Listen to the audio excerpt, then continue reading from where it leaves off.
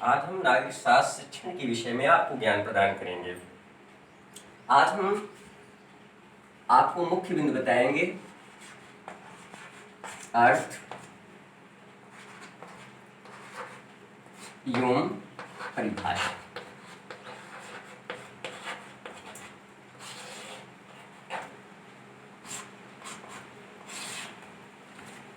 देखें, जैसा कि हम आप यह जानते हैं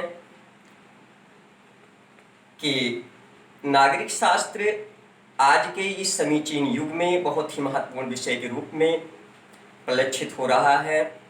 आज इसकी आवश्यकता, इसकी महत्ता, इसकी उपादेयता दिन प्रतिदिन बढ़ती जा रही है।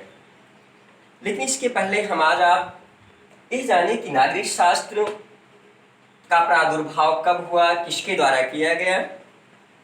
जैसा कि हम आप जानते हैं कि नागरिक शास्त्र के प्रणेता के रूप में हम यूनान देश के महान दार्शनिक अरस्तु जी को मानते हैं।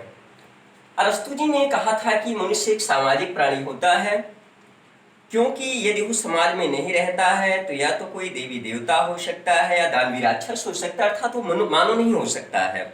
क्योंकि मनुष्य समाज में ही रह करके अपनी समस्त आवश्यकताओं की प्रतिपूर्ति कर सकता है तथा अपने व्यक्तित्व का बहुमुखी या चतुर्दिक व समग्र रूप में विकास कर सकता है, अर्थात सर्वांगीण विकास कर सकता है। तथा साथ ही साथ हम आप जानते हैं कि मनुष्य एक सामाजिक प्राणी होने के साथ साथ एक खोजमूलक प्राणी भी होता है। उसमें खोज करने की प्रवृत्ति होती है। जैसे जैसे उसकी आवश्यकताओं, आकांक्षाओं तथा उसके आवश्यकताओं में अभिवृद्धि होती जाती है, वैसे वैसे वह खोज करना प्रारंभ करता है और इसी खोज का परिणाम अनेक विषय हुए। जैसा कि ज्ञान के विवर्धन के साथ साथ उसकी सभ्यता संस्कृति का विकास होता गया तथा साथ ही अनेक विषयों का प्रादुर्भाव हुआ, जिसमें इतिहास, भूगोल, अर्थशास्त्र, समाजशास्त्र, शिक्षा शास्त्र, मनोविज्ञान, धर्मशास्त्र तथा साथ ही साथ नागरिक शास्त्र। नागरिक शास्त्र एक ऐसा विषय है जो नागरिकों के विषय में ज्ञान प्रदान करता है। नागरिक शास्त्र के परिप्रेक्ष्य में अरस्तु जी ने कंसेप्ट दिया था कि यूनान देश में सिटी स्टेट्स होते थे जिनको नगर राज्य कहा जाता था, और इन नगर राज्यों की जनसंख्या प्रायः हजारों में हुआ करती थी, और इन्हीं नगर राज्यों के नागरिकों के विषय में जो विषय ज्ञान प्रदान करता था उसे ही हम नागरिक शास्त्र के नाम से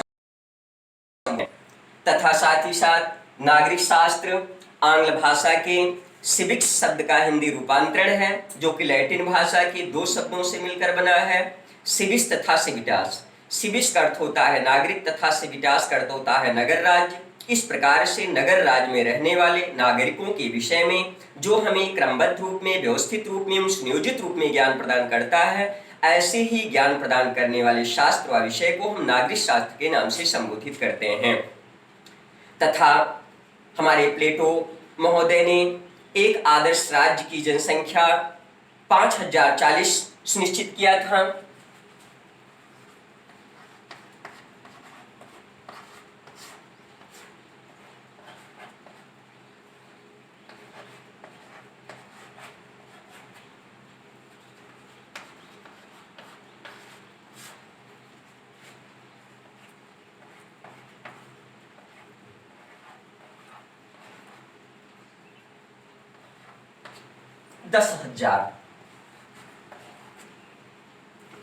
वहीं पर हमारे अरस्तु महोदय ने राज्य की जनसंख्या का कोई निश्चितीकरण नहीं किया। उनका यह मानना था कि राज्य की जनसंख्या न बहुत कम होनी चाहिए न बहुत अधिक होनी चाहिए, बल्कि राज्य की जनसंख्या इतनी होनी चाहिए कि जिससे नागरिकों के लिए कृषि योग्य भूमि उपलब्ध हो सके, जिससे वे अपने जीविकोपार्जन कर सकें तथा अपनी आवश्यकताओं की परिपूर्ति कर सकें तथा उनके पास आवास निवास की सुविधाएं उपलब्ध हो सकें।